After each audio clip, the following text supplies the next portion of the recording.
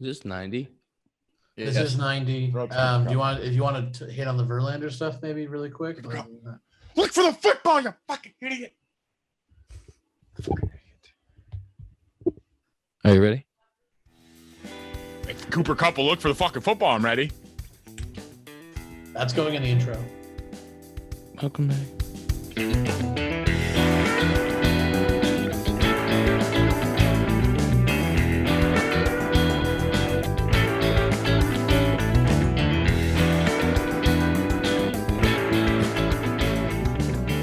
Welcome back to the Compound Podcast, presented by Parse Rum.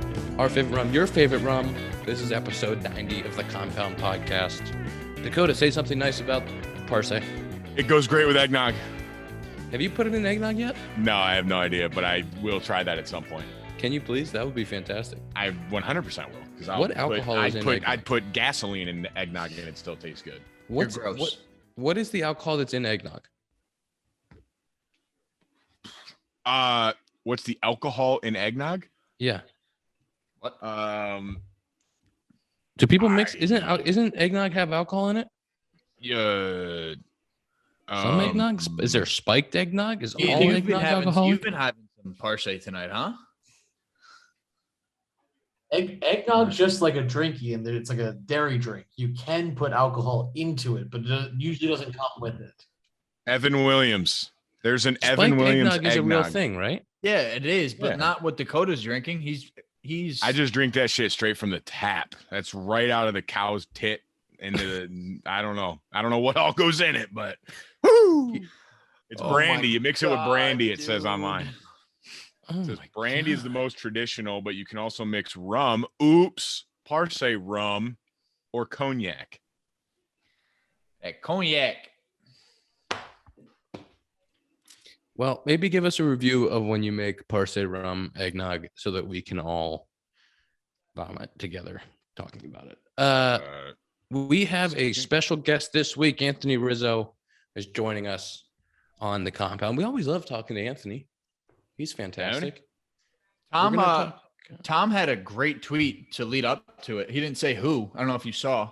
I did. And somebody had a really good at CSWC Andy. I'm impressed. At Z Short got a text from Ian.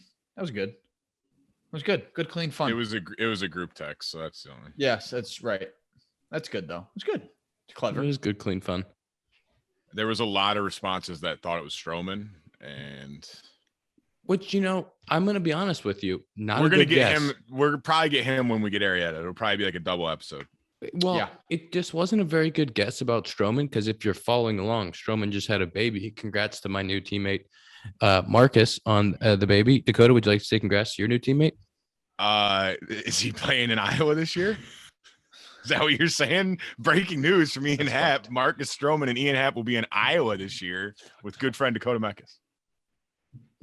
Yeah, congrats. That's awesome. I did not see that, to be honest with you, but that's awesome. Yeah, it's exciting. He just had a kid, so we're happy for him. He's a new dad. Dad strength on the north side. But we have Riz this week. It's going to be great. We're going to talk about his time in New York. He actually was just in Chicago, so we'll talk to him about that.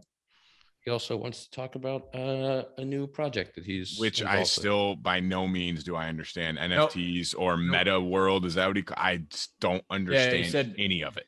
It's called Meta. It's called Meta Meta Fans. It's Meta called fan. I It's interesting. still It's interesting. was like, I don't get it. It sounds like a rich person thing. I'm not rich. I don't know. Dakota, me and you will be But it watching was- from the outside. He's like, yeah, you two get involved. I'm like, are you getting me in there? Like, if you get me in there, He man, said- sure. Said he's getting you in there. But yeah, it was a very interesting conversation. Anything happen in the baseball world? Tom's losing his fucking marbles over there. Anything that's happened in the baseball world that we might want to talk about? Verlander Somehow signed in the middle of Verlander a signed. lockout. It's illegal, but he signed. I don't Well, know the how crazy that's possible. thing is, I don't understand this. I don't understand how it happened. I don't understand how Verlander signed in the middle of lockout. But there's just there's no rules. They're all made up. The teams are telling everyone that works for the teams not to talk to players. There's no law, and they're saying it's a law. There's no law saying that they can't talk to players. But if you actually need something from, or like if you have a friend and it's their birthday Danny Mueller, my good friend, Danny Mueller, it's his birthday coming up. He's going to turn 30.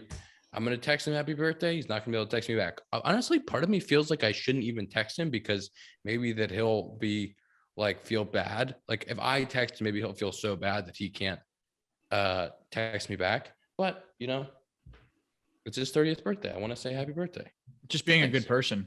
Hey, Being a good person. in case you're wondering, us non-40 guys, which is pointed out every time this is brought up, I still am in contact with people on the Cubs. So Oh, maybe you can text the happy birthday for me. That would be you can middleman for us, and then the league will try to fight you, or maybe like the team will fight you. RV the GOAT still texts me every week. So oops. Yes. Anything else that you guys want to talk about baseball wise? I got nothing because nothing's going on. It's still locked How you guys out. doing? How your Can workouts? confirm. I got my wisdom teeth out. You guys know this was a week of not working out because I was, in pain. So I got back to the gym today. Felt really good. Nice. I was eating straight soup, so I lost like light as a feather right now. I lost way too much weight. Yeah, it's actually kind of crazy how much. Oh, quick to your light as a feather thing. So, weird brag. Family's going on a cruise in 2 weeks, but there's this one excursion where it's like a horse riding one, and you have to be under 250 to ride a horse. Guess what I weighed in at this morning? Zach knows the answer. I sent him a picture. 249.6. Damn, I was gonna say it. Maybe I can ride the horse. I don't know. Yeah. Better put that fucking Better eggnog have a down. real light dinner the night before. That's all I know. That's fantastic. Oh, What an excursion that's going to be. Nice humble brag by the Mecca's family. oops. What else Sorry is about new? it. Sorry about it. So that's also, we only got one more episode before Christmas next week, and then we won't have one the week after that unless just you two do it, because I will be gone from the 26th to the 2nd. That's a nice So we Nice could only holiday have one cruise for more you. before the new year. yeah, probably just one more and then we'll Take Christmas to New Year's off. probably take a couple weeks A there. vacation for us, We're busy Yeah. guys. We Yeah, deserve it. seriously, this is fucking Because this I is mean, Tom does nothing, but nothing. Dude. other than that, like we I stay up till our asses fucking. off. I stay up till 5 in the morning, and he posted. Oh, and by says, 5, like, I actually 12 mean 12:30. Yeah, like 12:30. Tom, grow up. Can you imagine if we were like, hey, Tom, we're going to record on the 26th. Get your ass into the office. No, Christmas Eve, we're recording. Like, Yeah. I don't want any days off here. Yeah. Can I tell you, I'm going on vacation the week after Christmas, and I thought we were going to record, so I was planning on bringing my laptop and everything. So I was ready to go. Well, hey, Tom. Listen, I'm not appreciate that. opposed if we don't want to record, but like I thought we were going to. I will Tom, not. you know what I that will- gets you, Tom? That gets you a Merry Christmas text from Ian, I think. I'll be in the middle of the ocean, Heck so yeah, I it will does. not be on that episode. Let's go to the Rizzo interview. This interview is presented by Dugout Mugs. Hashtag Dugout Mugs. Are you doing any hashtag Dugout Mugs these days? Dugout Mugs, code JohnBoy, dugoutmugs.com to get 30% off site wide. We know about Dugout Mugs. It's the bat, and they cut the barrel off of, and it looks like a bat, but it's really a mug. And you can drink out of it. And they also have a Ask metal Zach, mug. he loves it. I will I'm going home Wednesday and I will be grabbing it. I already told my mom to put it in my room. We'll Do you know believe it that when they we have- see it. We'll believe it when we see it on next week's episode. I still can't get over this stat that they have on this ad read that says they have 18,000 five-star reviews. 18,000? Wow. Really? Where's We can't ours? even get- we Where's can't even get ours? Do we even have 18? I'm looking right now. I believe we have like 1,800 last time I checked, but we told Oops. people to do Go. it more. So I don't We're know if that fucking works. sick. We got We need 1,800. more. We're fucking cool. People like us. Let's go. Right now we're at 4.9 and we have 1.4K reviews. We need more. We need to catch Dugout Mugs at 18,000 five-star Shit. reviews. We did get a bunch of reviews recently though. I'm counting. I'm not good at math, but it's been, I would say over 10. But that's still, you know what? There's a lot of people listening to these, and there's more people that could do it still. We need people to get That's their right. Twitter fingers going. We need people to warm up your fingers.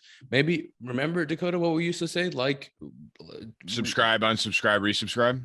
break your fingers. Yeah, Break your thumbs. Shatter them in half. This Ian will pay for surgery. This review says a podcast as good as Dugout Mugs. So there you go. Someone already did it for us. That is what we like to call two birds in one stone. Hashtag Dugout Mugs. Yep. John Boy, code John Boy, dugoutmugs.com. Go get your Dugout Mug. It's a wonderful Christmas gift. I don't know if they're still shipping in time for Christmas, but I would venture to say that they are. I would venture to say it's not in there. Okay, That's so go on that's the a guess, website and but it check. could be true. Don't take my Find word out. for it. Yeah, maybe look around the website and make sure it says they are, but they could be. But Listen, it's And we great in think they January are. too. You don't have to have it for Christmas. It's great in January. Yeah, a New Year's gift, your first gift of 2022. I you know love what's that. kind of a hot move, I think, is to, if you're sending someone a Christmas gift, be a little late because then you extend their holiday. They get to open sometime on the 28th, 29th. That is a Present fact. you didn't expect. Maybe that's just That's the a nicest fact. thing to do with a Dugout Mug. Let's get to this interview. Anthony Rizzo, presented by Dugout Mugs. Special surprise guest on this week of the Compound Podcast, Tony Riz. This was a little bit of a late edition, Riz. Yeah, I mean, you asked me earlier in the off season, and I've blown you off a lot. But this is my third appearance on the compound now. And I feel strong. I think that makes you the most active guest. Would we have Dom twice, I think? Or three Dom times? twice. Well, you called me once, and you ambushed me on the compound. It's one of our and the favorite other things to one- do here on the Compound Podcast, a little ambush piece. Yeah, to see if I would answer, and I passed, which is very rare. It is kind of messed up. So you just got back from a trip to Chicago. I did. Bittersweet trip. Had to go and pack up my apartment. Officially moved out, which was tough. Leaving where we lived for 7 years. 7 years. Yeah, Emily was there with me for 6.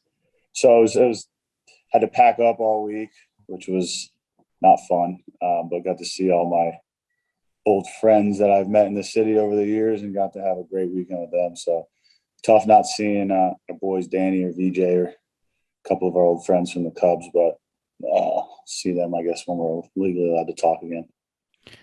Was any tears packing up? Any waterworks?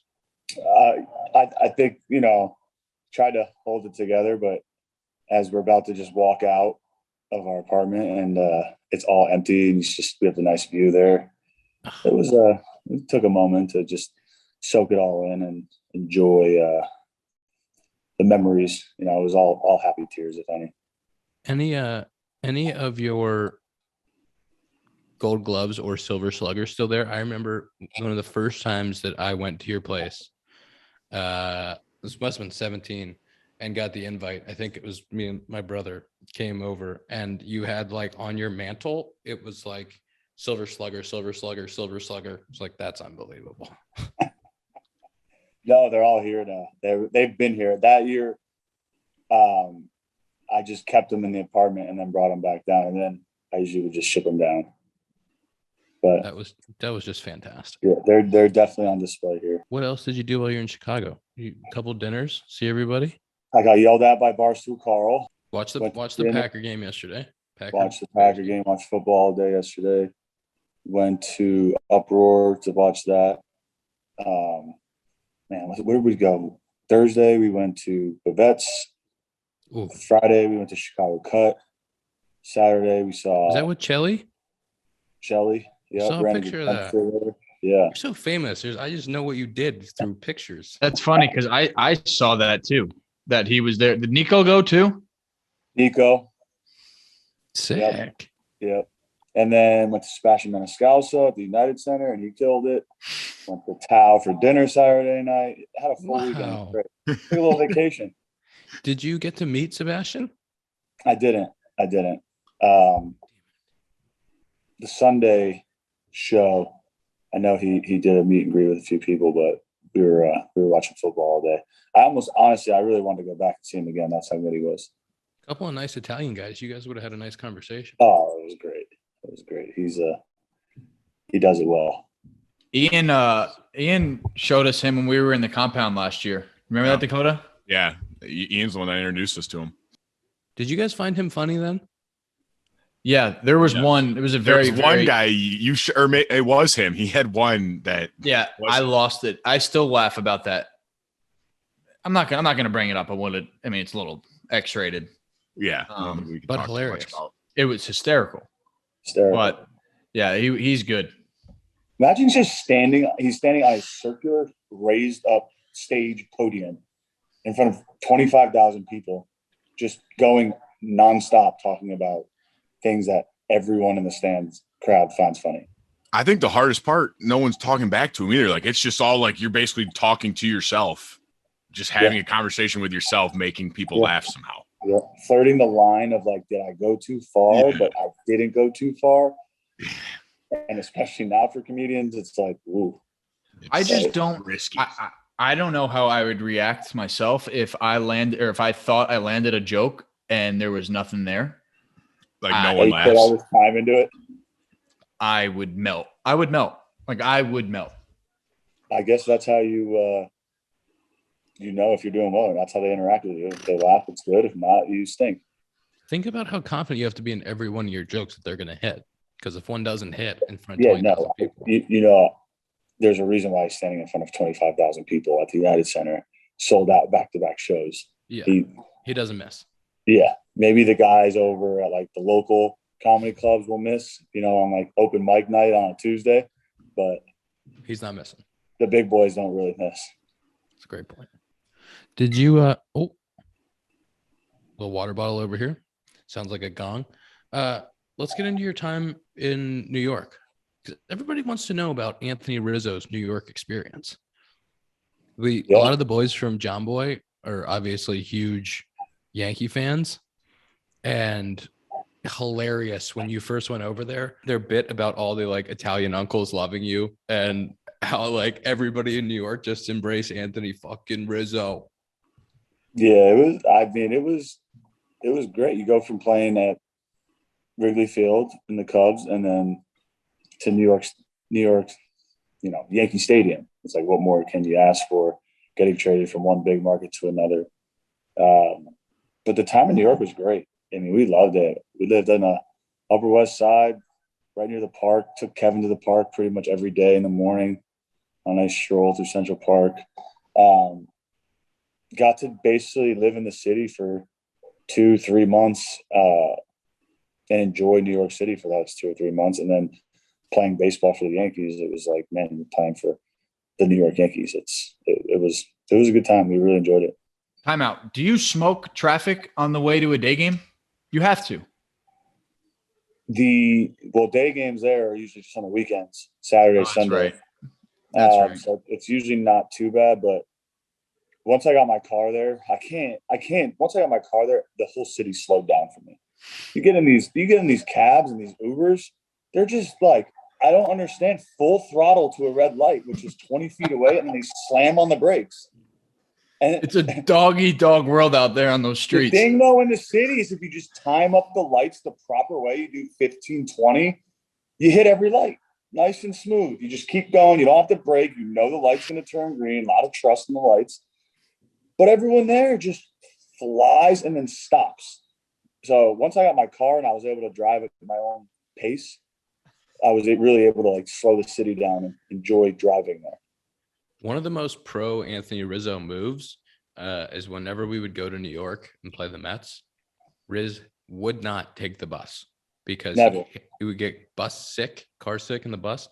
And so he would always rent a car to drive to the park so that he didn't get stuck in traffic. Super pro. Yeah, but this year when we were there with the Cubs, you and me drove every day. And we go in the wrong because at Citi Field now, the different protocols of COVID. We pull in, the lady goes, "Where's your credentials?"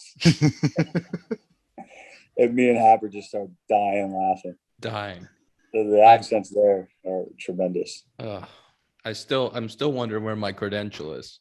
The credential. Do you have a credential? It was tremendous. Oh, your ball players? Okay. Riz, be honest, did right field sneak up on you at all? You looking up in the box and you see the right field bleachers just staring at you, or what? Yeah, I mean, it's nice for that aspect of it. I think I've pulled 1,000 balls foul, so if a few of those straightened out a little more, that would have been nice. But Yeah, the thing with right field there is usually as a lefty, when you hit one to right, you usually clip it when you pull the ball in the air. So I didn't get any of those like humpback liner homers there. I'm sure playing there more would be, you'll get those front row ones, but it was great. That whole stadium, the atmosphere there, the Red Sox Yankee rivalry is real. Getting to play the Cardinals for a lot of years, that was a great rivalry. But stepping in there, we had the wild card game there. We played at Fenway at the end of the season on a 3-game series. That was huge for all ends, and that was a lot of fun. That rivalry, the fan interaction there is. I mean, what a treat to go from huge market to huge market when you get traded. Yeah, I know, right? I mean, I feel like getting traded. Obviously, it's not what I wanted, but how lucky I was to get traded to a team that I always grew up loving, them and the Marlins. So it was really cool to just go and play and put that uniform on. When you put that uniform on for the first time, it's definitely special. And you hear throughout my career, guys coming over from different teams and just putting, there's a few leagues. Dale Swain, manager, in 2012 and 13. So when you put this jersey on the Cubs jersey, it's different. And he goes, there's only a few jerseys around this league that when you put them on, it's different. And the Yankees are definitely one of them. The Cubs, the Red Sox, the Dodgers. It's just a different jersey to put on. You missed the Tigers. Yeah. Come on, Go Tigers. Yeah. I did. Hobby now is following you, Shorty. What's going on there? I know. I did my fair job of recruiting. I pulled some strings. I was talking to all the boys back in Chicago, getting in his ear. So I appreciate, and I reached out both to you guys. We wanted him there, and we got him. We got our guy. You're a company guy, Shorty. Company guy through and through. For the better of the org. That's what I am. That's amazing. Are they shifting Javi to second for you, Zach? Yeah, exactly. I said, Javi, I have an extra second baseman's glove. I know you use a different one for short, but I'll bring it if you want, if that makes it any easier on you. I know you had some gold put on your one from last year. We could probably get that stitching moved over as well. But, I mean, I think it'll be pretty seamless transition. Will he remember you? Like when you walk in spring? I think if he hears my name, I don't think by face. That's what I'm saying. Like, is he going to walk up and be like, "Oh, Shorty, what's up?" Like, I don't think so. I think so. I think Javi's smart with all that stuff. He's a lot sharper, I think, than you guys think. He plays it. He plays it smooth, but he's sharp.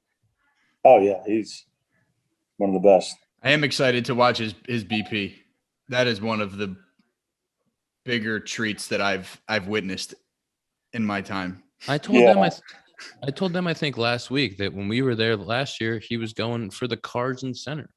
For the car, yeah, because the wind was just screaming out to center. But then, what was that in 2020? Was it or what year were we just there? And I hit the longest out in the big leagues till this day. That was 455 feet to dead center. I think that was this year. Was it this year? I'm pretty sure. No. I think it was last year. Yeah, it would have put us ahead to win or something, and I think it was Jacoby Jones or Mikey Mattook that just jumped up and caught it at the wall, and I was like, I had nothing more. I hit as far as I could. Miggy, what are they moving him into, Zach? How far are they moving in center? I don't know. We heard rumors like 390 or 400, but it depends on we don't even know if it's true. So I'm not sure, but I guess there were some not issues, but they were talking about in right center, they have that like electronic scoreboard, and they don't know if they were going to cut that across or if they were going to extend it. I don't know. But I mean, it's daunting. You look up there in center field to see a big 420 sign on it. Miggy hit one, I think 421 or 422 for an out this year. It's like, what are we doing? Hey, nice swing, kid. You're 0-1. Go get him. What's wrong with him? Why can't he hit? Stay right there. Yeah. You know too much about that, Everglade. Oh, I bet Javi was. If they're recruiting Javi, they better be moving the fences in. Because if I'm Javi, I'm going, better move those fucking things in. Got to play in the cold. Oh, Bring 100%. No, well, and then now next year when you're in the box and it's cold in April and it's 20 degrees, and I wonder if this is a dead ball or a juice ball. I wonder what's the league coming at us today with? Are we going, the Iowa game where the balls were flying out that they were golf balls, or are we going to go Wrigley Field in April with the wind blowing in? I guess it's the incentive to get on the ESPN game, no? Yeah. The big games. You're getting the juice balls. Could you feel the difference throughout the year? 100%. Yeah.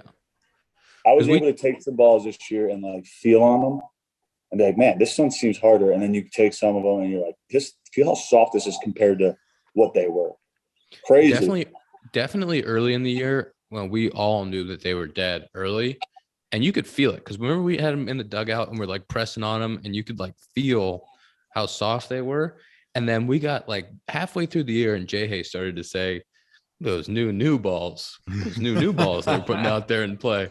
And they started flying in the middle of the year. And you're like, what's going on? Yeah. I hit a few this year that I stood up on a little bit. And I'm not one to really stand up on balls unless I feel like I got it. And caught at the wall. I'm like, interesting. Do you remember Arizona? That was one where I felt like we were playing with dead balls. Yeah. That was a weird series. We were in there. there. They have humidor too now. Yeah, it felt like they had humidor on top of dead balls, and it was like Arizona didn't have a lot of primetime games. It felt like they were probably always playing with the dead balls. They were just shipping them all the dead balls they had left. Yeah, but I mean, if you're playing in Arizona, you're getting a golf ball anyway with that air. No, dude. No. That's and then the turf now too slowed up the field there. It used to be like amazing. You hit a grounder that's not at the shortstop, you're thinking triple out of the box because that ball can run to the gap. But this year, and I remember talking to Eric Hinsky, who was over there. He's like, "Yeah, dude, it's crazy here now. It's totally different." Well, we talked to Souza about it when we had Souza in 20. And he said that he's coming from Tampa on a really good year, went and signed over there. I think it was 18. Signed like a 2-year deal with them. Was so pumped about hitting in Arizona. And that's when they put the humidor in. Mm-hmm. And so they put the humidor in, and 18 was a dead ball year as it was.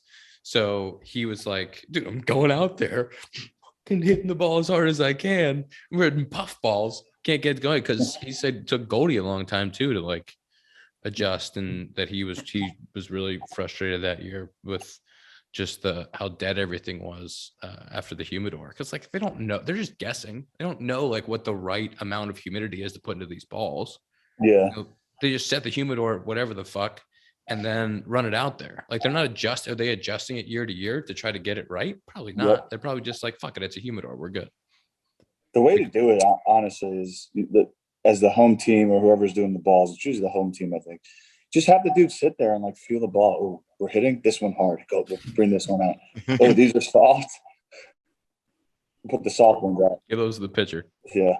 It was amazing to see that story come out and the timing of that story right before the lockout. Yeah, I was, but when it came out, it was like, I thought that, and like internally, I know we've spoke about it before, but then when it came out, I was like, okay, at least I'm not crazy. Yeah. See, I must be so naive because when that came out, I was like, there's no fucking way that this happened. And then like it gained some traction and I was just like, that's not good. That's really not good. I think all the guys that have played, I know Riz, the balls are a little bit different 15, 16 too, but definitely like since 17, you can feel the difference year to year in the balls. Like we knew 17 was hot, 18 was dead, 19 was hot. 20 was like pretty normal, maybe a little above. And then we could tell throughout the year this year, just the difference as it went. Like guys knew in 19 that the balls are hot again after 18. Like you saw Jay and I talked about all the time about running over to balls in the outfield, and you're like running one way and the ball just goes flying over your head because they never came down. I thought that was funny. Yeah, when you could tell when the balls were going a little farther is when the outfielders make bad reads. You're like, they usually don't make that type of read. You can tell real quick on that. I feel like it's one thing if you change them year to year and keep them consistent, but like changing them in the middle of the year, like in and out, is just a completely different ball game. And wouldn't it be nice to actually tell the players what ball they were going to play with? Yeah. Or yeah. I don't know. That's Why we're the fishy. players. That's why we're the numbers. That's why we're Yeah. numbered. The prisoners that run the asylum. Tony, I gotta ask you about something. The other day, this got a lot. This really blew up on Twitter. You change your profile picture to like an NFT man thing. It blew up on Twitter. You were getting a little bit of hate Crypto on NFT Twitter. guy. You're a big NFT guy now. You gotta tell me about these NFTs. I saw Sogi's into the NFTs. You got the boys into the NFTs. Yeah, I got a lot of messages, a lot of hate too, man. People need to chill out on the freaking internet. You're an Why idiot. are people getting mad at NFTs? What? Why are people getting so mad about NFTs? Right, that's what I'm saying. Like, relax. The NFT, yeah, change the profile. I didn't think it would be that hot of a topic, but I guess it is. But the NFT world, the whole crypto world is pretty insane right now. It's you see guys. First off, when you see the number one overall pick and other guys in football start taking their contracts in crypto, you probably should really start looking into it a little bit because it's blowing up and it's blowing up. And the NFT game, this MetaFans that I'm buying or minting, that's the term. Minting. It's legit. The whole community. It's just something based on growing, sports for people that don't really have access to cheaper tickets, perks to going to games and sitting in suites instead of just regular tickets, things like that. So it's pretty cool community to be part of. Explain the whole concept. So as I understand it, MetaFans is the NFT project. So Correct. when you buy or mint one of these things, you get a NFT. What are you buying? Okay, wait. I think I understand this. This is like listening in Korean right now. Well, because that's what Ian texted us and said Riz wanted to talk about this. I go, I know nothing, so I'm actually really interested to learn because I have no clue about any of it. Okay, so you're buying a digital piece of art, right? And then the number one thing on the Twitter world of the people that are, if you don't walk in a straight line, and people will just scream at you for being out of line. We'll screenshot and be like, oh, now I have it too. I'm a good one. So you're basically buying this digital piece of art. And then in this community, the MetaFans community, it comes with all these utilities of perks. So like, for example, you go to a party ran by MetaFans, you can only get in if you have your original piece of art. So that's the perks of that. And to get discounted tickets to go to sporting events, you have to hold a MetaFan. And basically there's 10,000 of them. That's how most of these projects are. They release 10,000. And once they sell out, the demand becomes higher. As the demand becomes higher, you can sell them. And if you sell for more, then everyone else's goes up. So it's just like normal art. You buy a piece of art for $10 and you sell it for $20. But that's the whole NFT world. I just saw yesterday one of these NFTs sold for $10 million. Was it a crypto punk or was it a? I think it was. I saw someone sent it to me and I only read it vaguely. So, but yeah, I think it was a crypto punk for $10 million. And you're like, my goodness. And it's for me, it's kind of, I'm trying to go for these like the special ones on here that it's a random selection and I've yet to get one. Let's get you signed up, Happer. Okay. We'll get you minted. Hit one of these random ones. So as I understand it, correct me if I'm wrong, but as I understand it, you're basically buying into a membership of this community. It's basically like a country club membership, like a golf membership, but it's now a NFT membership. Yes. So you have to be one of 10,000, but people can own multiple. So there's probably less than 10,000 people that are a part of this. But that community, so Riz sent me the Discord. It's like the chat for the community, and you like people from the community talk to each other. They share ideas. They share information. Have you got on the Discord yet? I'm on the Discord. I've been trying. You told me about this. I've been looking into it. I'm on the Discord. I love people that. Get excited on the Discord. They talk a lot. So it's a sports community the people that have been on the Discord for a few days, the people on the Discord talk a lot about games that are happening, about betting on games, about like what's going on. Like people talk about sports, they're sports fans in the Discord. So you're building a community of sports fans. And I think one of the perks about holding one of these is that like a suite at the Super Bowl where you can go, like all of the MetaFans holders could go and be in the suite and like enjoy the game, like stuff like that. The one race in Miami, there's going to be some tickets for that available. It's really cool for a sports fan to be in sports, and if you want to dip your toes into it, I mean, it does cost money. It's like $300-400 to mint one of these things, and it could not go up at all. But I think if you're into it more just for the community type stuff, and you're not really, I mean, everyone nowadays wants to 10x their money in 3 days. So if you just go for the long play, I told you, Happer, like put something into it. Don't worry about it, and see how it grows. But I mean, I think it's cool to get into the world because the way this world is going, as far as technology. I mean, you have Facebook now called Meta. This whole metaverse thing. Lundy yesterday told me that he was created a avatar. This is way insane. Was looking to buy land in the metaverse, okay, and then stumbled upon a casino in the metaverse and started playing blackjack in the casino. I have heard this concept of buying land in the metaverse. Nike actually just bought a virtual shoe company, which makes no sense to me. And they're selling their apparel in the metaverse, so you can buy digital Nike apparel in the metaverse. I am having a tough time conceptualizing that, but at the same time, people go and they buy stuff. They buy skins in video games. They buy things in video games that you can never actually. People buy art, right? Physical art, right? That pretty much no one ever sees, right? If my neighbor could have a $5 million art collection, I'll never know. You know what I mean? It's in their house. No one sees it.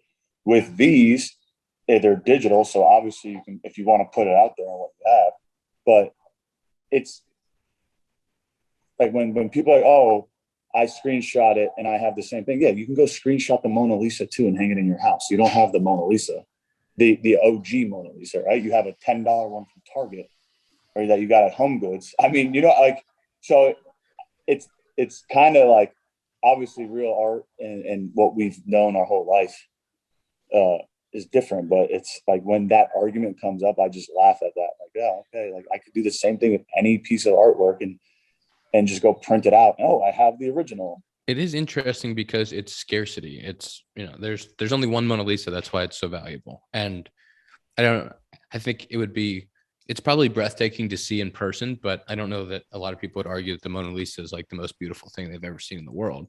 It's, the story behind it, the background and the artists, and it's obviously comparing this to the Mona Lisa is a huge stretch, but just saying in art in general, like a lot of these artists, I'm a big fan of Alec Monopoly's work.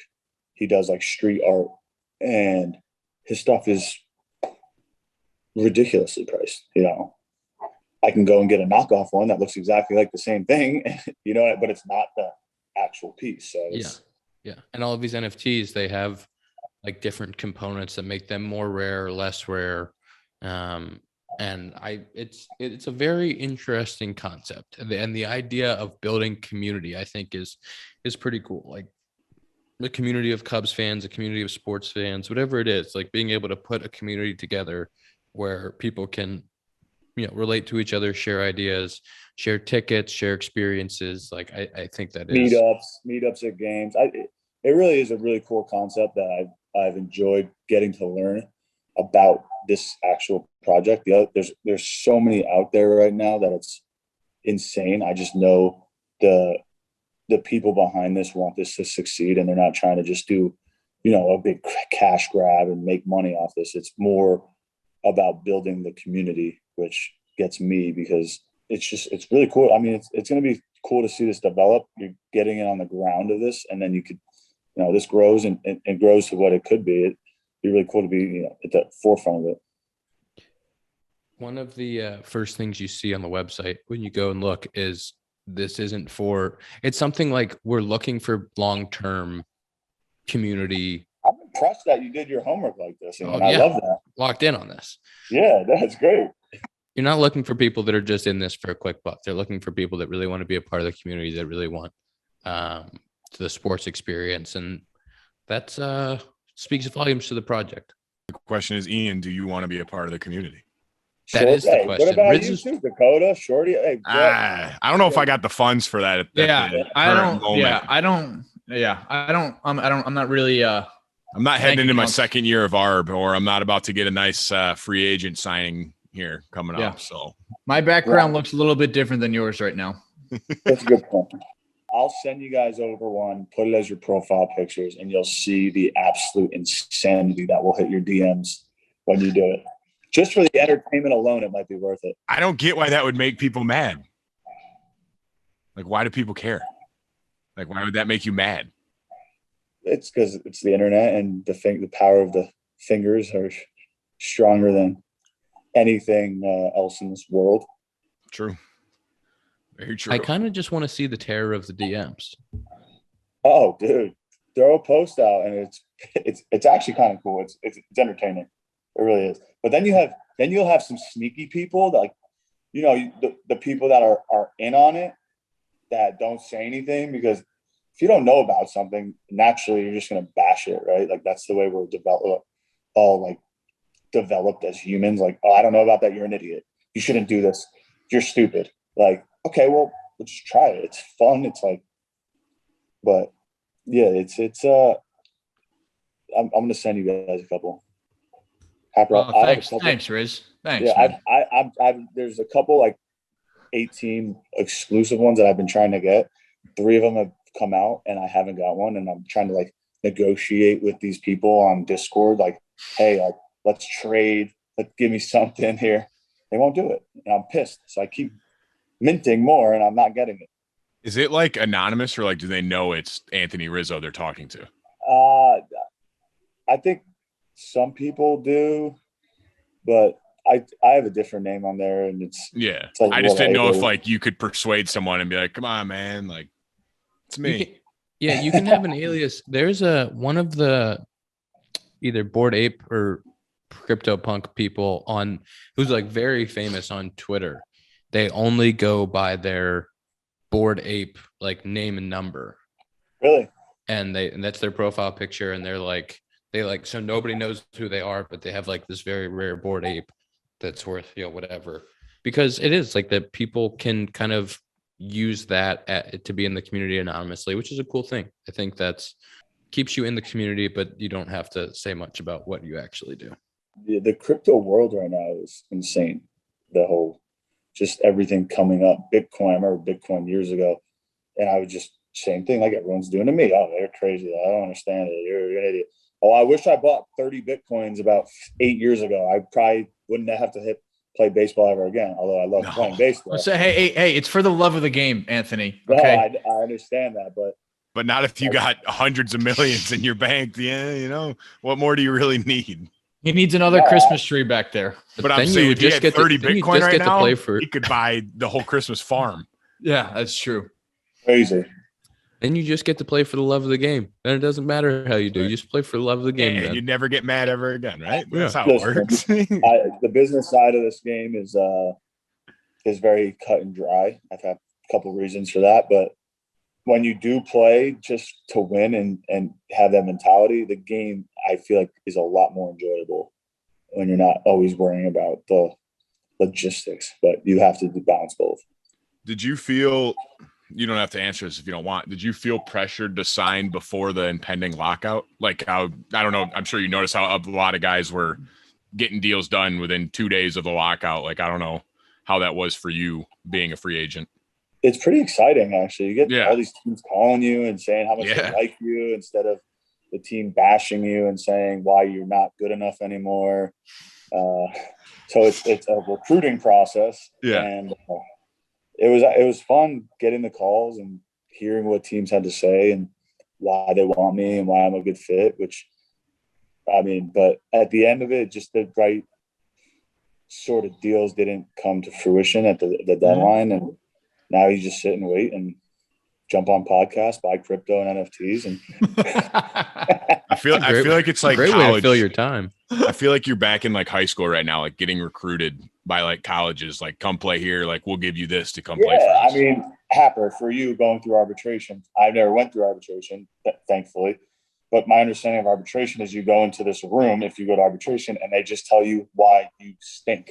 You can't do this. You can't do that. You are terrible at this. You're a bad clubhouse guy. Your outfits stink. You sell too much coffee. I think You sell too much coffee. You care more about golf than baseball, stuff like that. Yeah, and you're like, my teammates love me. I'm a good morale guy. I'm pretty good outfielder. I can hit the ball really far. Are we on the same page? You guys want me to play for you still? It's a crazy process for that reason. There's a lot of things about arbitration and being able to go to arbitration that are great. You get to fight for yourself. You get to try to push the market. Like those things are great. The actual process in itself is 1 hour of the team telling you how terrible you are, 1 hour of you arguing for how great you are and you feel awesome, and then a half an hour of the team telling you how bad you are and half an hour of you telling how good you are. And so like you have like these emotional highs and lows the whole time. But I think that when you play for the same team for a long time, when you come up through an organization with them, like it does, the negatives start to get highlighted more than the positives because you're always trying to get better, but you're always looking at your weaknesses, or you're always trying to, why are you not playing in this situation? Why are, what are you failing at? Why you're not handling the high heater? You can't do this, you can't do that. And then before you know it, you start to feel like, man, is this even like, do these guys even want me? Do they even believe that I can succeed?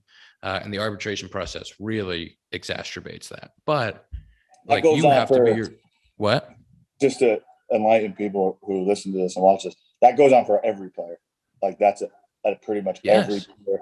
But that's what business is. Their job is to try to pay you the least amount of money through the process, right? To save and make for their business. And our job for our business is to make the most amount of money. So it happens everywhere. And it's not specific to my situation. I think a lot of guys can relate to it, but as a player, like you have to, once you get into the middle of even the beginning of your career, like you have to be your biggest cheerleader and like have like so much confidence in yourself because the game beats you down. And then like when you're at the highest level, like, man, I just think that the trying to work on your weaknesses and like having your weaknesses pointed out constantly can just be heavy. Yeah, that's why in this game, everyone before you, and you're to the point now too, Happer, where you have really good insight of just business and how to go about it and be the best teammate, best person. And then all the outside stuff tends to take care of itself. That's exactly right. Playing for the team and trying to win baseball games that's the winning fixes everything. All right, Tony? Winning cures all. If you win, you are, it speaks volumes. Winning in Chicago in 16 was tremendous, but once you do it, nothing's good enough until you win again. And that's the bar you want to be at though as a big leaguer, yep. Right? Like there's a lot of teams that were just happy to make the playoffs this year, and then there's the teams that are expecting to win the World Series. So it's a big difference between just making the playoffs and being happy with a first or second round exit and then losing at all during the playoffs. You know what's something that I realized this year after you left, going through the last 2 months? The Cubbies are now in a situation. It always felt we were one of those teams, right? That if you didn't win the World Series, it was not a good season. And even the year that we just missed the playoffs, we were out of the last couple of weeks. Even the next year, it was still win the World Series or it's not good enough. Reload. This year, with how tough the last 2 months were, I think that we're back in the place of people would be excited for a Cubs team that was headed towards the playoffs. A Cubs team fighting for a wild card, fighting for a division. Like that would be exciting again, as opposed to, I remember, us walking, I can't even remember where it was. Maybe we were playing golf and talking to somebody, or we were walking, talking to somebody, and it was a fan. And they said, what's up with the Cubbies this year? What's going on? This was a couple years ago. What's up with the Cubbies this year? What's going on? It's like, we're in first place. What are you talking about? Like that was not a rare occurrence. Like that was, obviously I was after the World Series, but for the years that we played together, that was pretty common. Like we would be in first place or a game back, and people would be like, what's going on with you guys this year? I think that's a good, as a player, I think it's a good thing to be in that position, because that's what you want, right? You want those expectations. You want that quote unquote pressure. But in 16, after we won the World Series, I was in Chicago. This had to be maybe 5 days after, right? Still riding the high. Haven't slept. And you hear all these stories from the Cubs fans, and they were all like tear jerking, right? Like we knew how big it was going to be, but like, and this older couple was coming up to me, maybe at a signing or something. I don't remember where I was. And they're all happy, and they go, and you're going to do it again next year, right? And I'm just like, okay, first off, you're welcome for doing it before you die, right? Like, that's what everyone always said, just one before I die. Like, that's all I ever heard, is just one before I die. And then secondly, that's all I ever want. That's all I ever heard was just one more. Just all we want is one. All we want is one. And then as soon as we win, we're doing it again next year, right? You got to do it again next year. I was like, I love that. Like, that's raising the bar to the level that no Chicago Cub fan had ever been to before, is winning it again next year. It was always wait till next year. Now it's when were we going to win again? Yep. Which is a good thing. It's a good thing to be a part of. But also on the other end, I was on the team that was excited to get to the Wild, the playoffs in 2015. And, we had expectations on that team going beyond the NLCS. We just ran into the gauntlet of DeGrom, Harvey, Syndergaard. Who else did we in that series? But Was it Mats? I don't know. I don't really remember. But anyways, we ended up losing that, and it was like, man, like we were happy to be there, and what we did that year was special, but we thought we really had a chance to win the World Series. But nobody expected you to do that at the start of the year. Correct. Similar boat you'll probably be in next year is you'll have to build some momentum and start getting that belief. And once the team has belief, that's the most powerful thing. I mean, look at the Braves. Look at Jock hits that monster home run in game 1. He got his pearls out. He's doing Jock's thing. And then everyone starts getting that Braves team developed this swagger in the playoffs that they rode it to the World Series and World Series championship. And it's just that belief. And that's what I don't know, like having guys that have been there before, even if it's just like one dude that's been there, that's won a World Series, that's been in the playoffs, like that knows. And Jock's like the perfect dude for that, because he's always carries himself that way. But like that one dude has that confidence. You kind of look and be like, oh shit, like maybe we are that good. Maybe we are those guys. And Jock always talked that way too, which is a really cool thing about him. But that's veteran guys that have been there, like they're undervalued. It's important. Yeah, watching Jock in the playoffs and now being friends with him and knowing him like that, if anything, his blood pressure went down in those situations, because that's how he always plays. He's always loose and having fun. So you get to the playoffs and it's, the intensity turns up. He's keeping the same and just keep being himself. And it's why he's so fun to watch. He's a beauty. Loved him. Marisnik, all these dudes, man. That's the beauty of playing with all these different guys. It's like you get to learn so many different like cultures of like life. Shorty, you're from what, upstate New York? Yeah. Dakota, where are you from? Michigan, man. Are you a blue fan of the Wolverines? I went to Michigan State. Okay, they were pretty decent this year, right? We beat Michigan, no big deal. I don't want to talk about it, but we beat them. So, but Happer, you're from. Who knows? I Literally. guess. No, I actually want you to guess, because it could be 4 different places. I still don't know what the answer is. I can tell you, he grew up in Pittsburgh. He grew up in Western PA. Okay, good golf in Western PA. Then he went to school in Ohio, Cincinnati Bearcats. Now Nice. Beats, his mother is a university teacher at Ohio State. Am I correct? You have a brother named Chris. Dad was Keith. Dad worked at the on the PGA. Did a lot of work in USGA. Oh, close. USGA. I'll give him that. Chris works in a investment company. Family office, yeah. Family office. I'm blanking on Chris's now wife. He got married a couple of weeks ago. Haley, yep. Haley, and then your girlfriend Julie, who's now with you in Austin. Now you live in Austin. Yeah. So that's a good teamate. That's a really good teammate. That's a great right teammate. That's a friend. That's a friend. Not a teammate. That's a friend. You have a teammate, and then you have friends. That's We're not just colleagues, Tony. We're friends. That's true. The beauty one of the best parts about my career is making friends that I'll have forever. Yeah. That is a great point. Yes. I'm going to cry, Tony. This is an emotional episode of the Compound Podcast. I was surprised he knew all that, though, because like where you grew up, that's a mystery because you say so many different places. We've played plenty of golf in my hometown. We've played enough golf in my hometown to Chartiers. Yeah. Tony's been around the block in my hometown. I've taken a victory lap a few times there in Pittsburgh, PA with Happer. Beautiful. Hey, sneaky, beautiful city. It'll sneak up on you now. It Beautiful. will. The suburbs, really hilly. Just some good looking areas. What was it? You, me, Schwarbs, Danny last 2020, end of the year, walking back there. It was like a perfect night. And we just sat on the river. Having a cigar on the river. And just sat there and just talking about life. It was great. We were drinking it in. We were drinking in Pittsburgh that night. We were just taking in the city. It's beautiful. Beautiful. I'll have to find a picture. Maybe you could like throw it up on one of your edits. Yeah, I could do that. That's a good idea. Hey, you should be a producer for this show. Tom, you're fired. Tony's in. Tony, anything else you want to say to the people before we let you go? This has been great. I got to look into these metafans.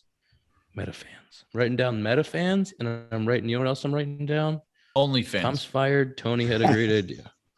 Ian, before we go, we got to talk about Sad Sundays. You guys were talking about Sad Sundays with your Spotify rap last week.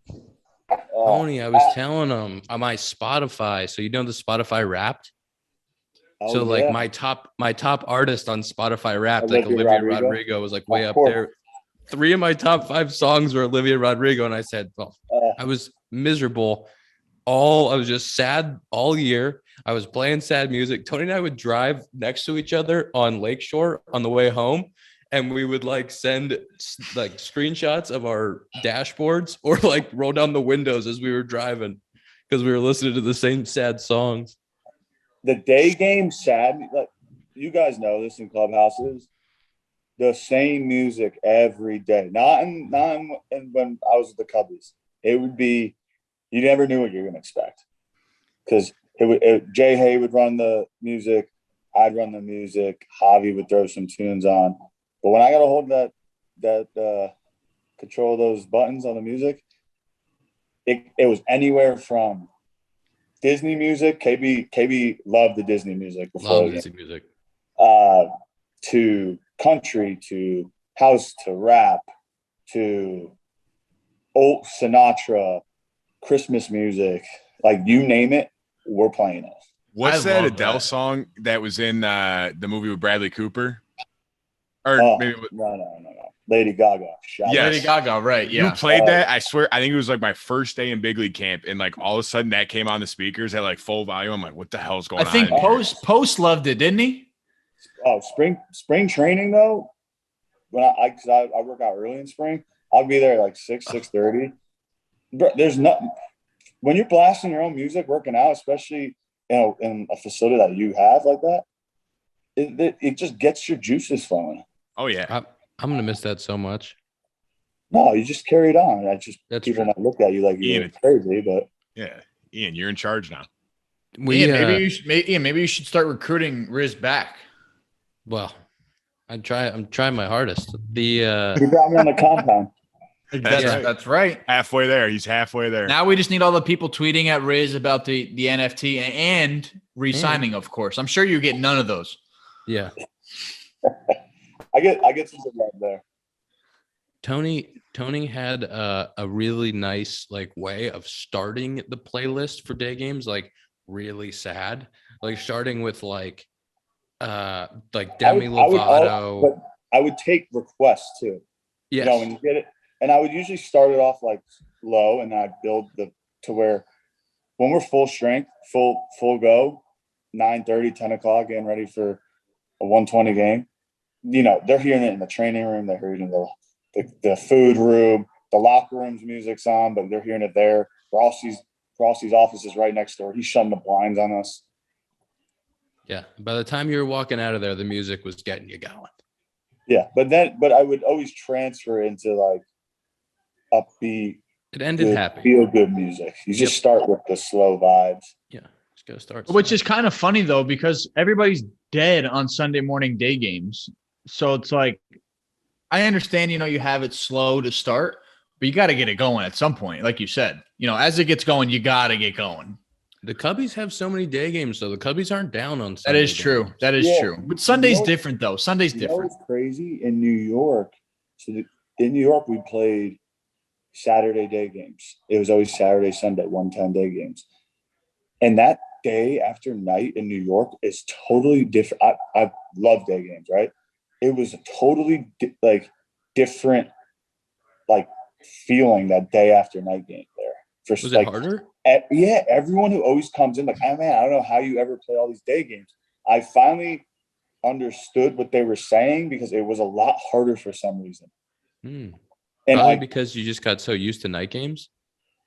I don't know. I mean, it was only a 2-month sample, but yeah, I just found that weird there. Like, it was so strange because I love day games. If it was me, I'd play 5 day games a week, every week. They're great. I love day games. But yeah, what was cool. What was the best part about playing for the Yankees is just being able to go to another organization that's so top first class and being able to sit food, back, amenities and everything. Just sit back and observe everything and like how it goes and see how it works in a different atmosphere like that. Yeah. Same goal, but just different atmosphere. It was really cool to experience that, like learn so much more from people on the other side. Tony, do you think we can expect a fourth compound appearance from you before the start of the season? So you're trying to get me to commit on air? Oh. Yeah. Once he signs, 100%. Yes. Come on. Back on. Maybe we'll shoot that for like a spring training compound or something. If there's a spring training, I like that. Say you sign with an Arizona team, we can do it in person even. I think he's signing where the team is in Lakeland. I heard. Detroit. I was going to say maybe. Go Tigers. Hey, the Alex Avila, one of my neighbors here, his dad is the GM/president. So good point. Maybe I'll go tamper with Al. I can still talk go to fishing Al. with Al. Talk to his dad.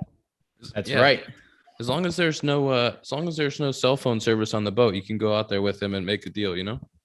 I saw that Verlander. I was going to say, I was going to say Verlander. There were some loopholes they got through. Yeah.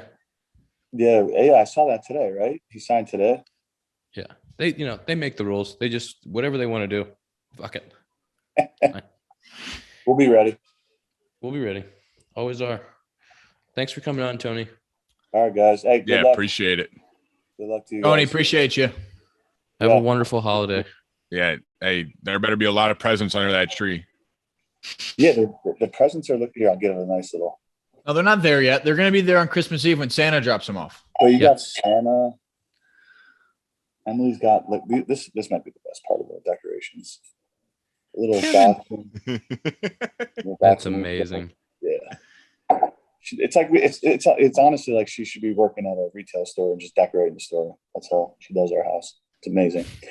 And people come over like, "Oh, did you help?" And I'm like, "I did a little bit, but I can't ever take credit for it." We appreciate that. We appreciate that you give Em credit. Yeah, she deserves it. Love that. All right, Hi, fellas. Tony. Thanks, Enjoy. Riz. Peace and Later. love. Welcome back. That was the Rizzo interview. What are you laughing? Because I thought you were saying welcome back, like you were restarting the whole the beginning. And I'm like, no, we did the interview. This is why we can't record before and after. And we're not smart enough, okay? Because I heard welcome back and I was like, this is episode 90. Like, we know you already said this, Ian. Okay. But yeah, I hope you guys enjoyed the interview. Can we do that again? No, stay with. Oh, that's all Okay. staying in there, 100%. Okay. Well, it's This is the outro. We're just in the outro now. Yep. Just another wonderful interview from Anthony Rizzo. Third time on. We're going for 4. He's Okay. always a good conversation. He really is. He has great. was He has great impressed. insights about the game, and he's fantastic. I love when he gets into like conspiracy theory and talking about. It cracks me up because he can go for a long time on the conspiracies of the game and the business side of the game. I was impressed how well he knew you. We're close. Good personal friends. Nice. We- Just like me and yeah. Mel Tucker. He Yep. got me a little emotional there. He said some very nice things. That was good. It's good stuff right there. It's a guy that everybody should root for. To be fair, I knew all those answers except the occupation of your family, but I knew every other answer. So Appreciate that. kind of good friends too. Kind of just not as strong, not as much time put in. That's all it is. I He's got didn't more send him years. a happy Thanksgiving text, and I sent you guys happy Thanksgiving. Well, you were That was guilted because you into were it from pressured. us. You were Yeah. pressured. You didn't want to do it. You felt like you had to. It Yep. was an obligatory text. Yep. it was Word not choice. obligatory. There was a lot of thought that Wow. went into that text. It was a very We'll nice. see. message. Hey, Okay. we'll see. We'll see in about 12 days. We'll see. Exactly 12 days, not about 12 days. Yep. Exactly. You have like a countdown going? I No, just it's the I 13th. also love and Christmas. Christmas I know it's- 25th. yeah.